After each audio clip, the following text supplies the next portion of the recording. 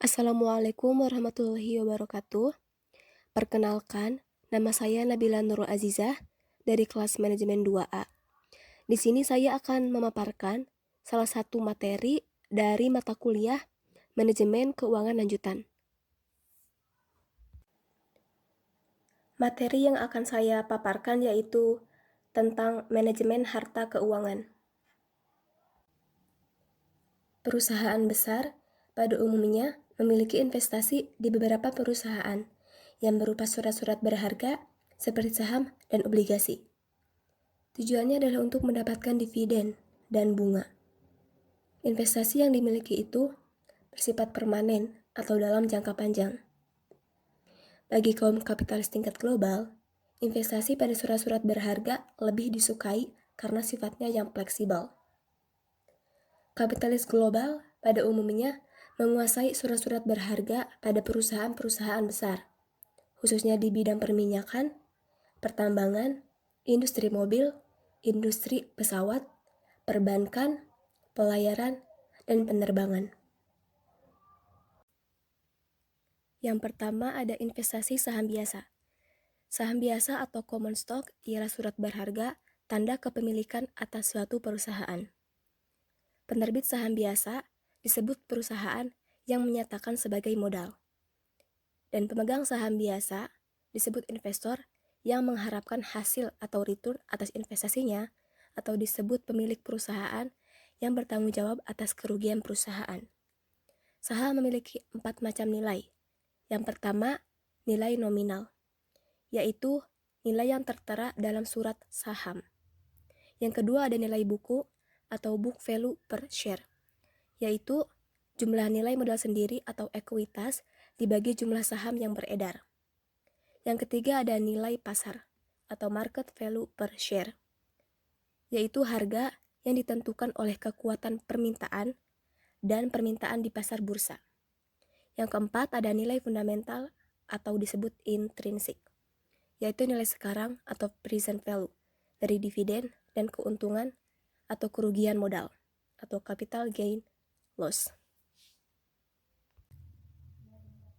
Yang kedua ada investasi obligasi. Obligasi adalah surat utang dengan bunga tetap.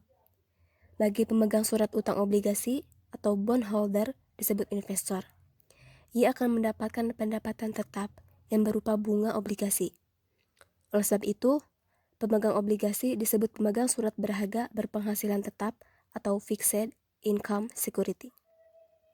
Obligasi memiliki nilai nominal atau par value, stud value, face value, atau lazim disebut nilai pari. Misalnya per lembar sekitar 1.000. Investasi pada obligasi hakikatnya juga berisiko, karena kemungkinan penerbit obligasi atau debitur tidak mampu membayar bunga dan pembayaran kembali utangnya. Oleh sebab itu, terdapat beberapa kualitas investasi pada obligasi atau rating grade pada obligasi yang disajikan oleh Standard dan Moody's.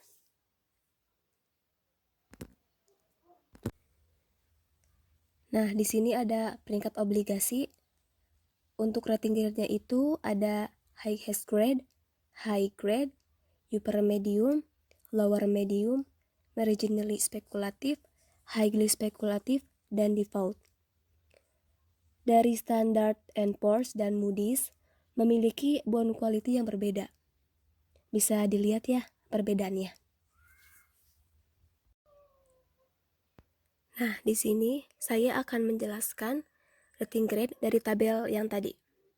Yang pertama ada obligasi kualitas tinggi atau highest grade, yaitu surat utang yang dikeluarkan oleh perusahaan yang sangat sehat keuangannya. Pembayaran bunganya lancar, hampir tidak ada risiko. Pada umumnya, tingkat bunganya rendah. Pembayaran bunga dan angsuran saat ini baik dan di masa mendatang yakin baik. Yang kedua ada obligasi kualitas tinggi atau high grade. Hampir sama dengan highest grade, yaitu surat utang yang dikeluarkan perusahaan di mana pembayaran bunga dan angsuran saat ini baik dan di masa mendatang pun diperkirakan akan baik.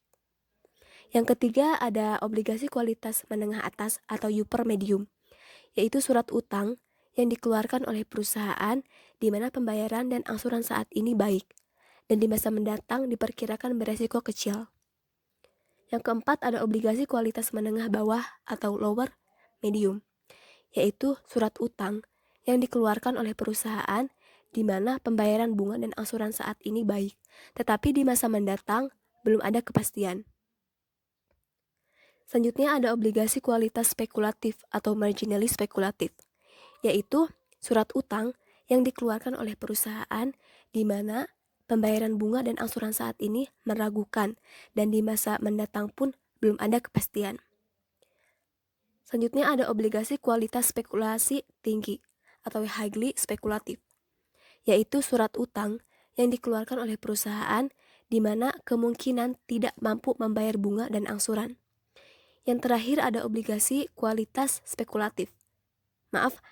Kualitas sangat spekulatif atau default, yaitu surat utang yang dikeluarkan perusahaan di mana penerbit tidak mampu membayar bunga.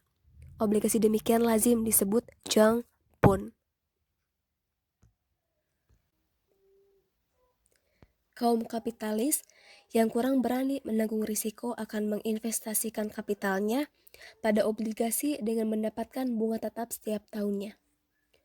Misalnya, PT X membeli obligasi PT Z sekitar 400 juta dengan umur 5 tahun. Kupon rate 2 tahun pertama 15%, sedangkan 3 tahun berikutnya berdasarkan tingkat bunga mengambang suku bunga deposito bank pemerintah, di mana bank A 16%, B 18%, V 14%, dan D 17%. Nilai pasar 80% dari nilai nominal. Kupon dibayar setiap tahun. Yield diharapkan 20%. Nah, berdasarkan informasi tersebut dapat dihitung. Yang pertama ada nilai obligasi sampai jatuh tempo. Yang kedua, nilai obligasi saat jatuh tempo atau yield to maturity. Rata-rata bunga bank sama dengan 16 ditambah 18 ditambah 14 ditambah 17 per 4, hasilnya 16,25%. Bunga obligasi tahun ke-1 dan ke-2 sama dengan 15% dikali 400 sama dengan 60 per tiap tahun. Bunga obligasi tahun ke-3, ke-4, ke-5 16,25% dikali 400 hasilnya 65 per tiap-tiap tahun. Nah, di sini kita bisa hitung nilai bunga obligasi. 60 per 1 ditambah 0,20 kuadrat 1 ditambah 60 per 1 ditambah 0,20 kuadrat 2 ditambah 65 per 1 ditambah 0,20 kuadrat 3 ditambah 65 per 1 ditambah 0,20 kuadrat 4 ditambah 65 per 1 ditambah 0,20 kuadrat 5. Hasilnya itu 347,50. Yang kedua ada nilai obligasi saat jatuh tempo. Hasil tadi 347,50 ditambah 80% dikali 400 per 1 ditambah 0,20 kuadrat 5 sama dengan 347,50 dan ditambah 320 dikali 0,4019, hasilnya 347,50 ditambah 128,61 dan hasilnya itu 476,11. Mungkin sekian pemaparan tentang materi manajemen harta keuangan. Semoga bisa bermanfaat dan bila ada kekurangan mohon dimaafkan. Ditutup. Wassalamualaikum warahmatullahi wabarakatuh.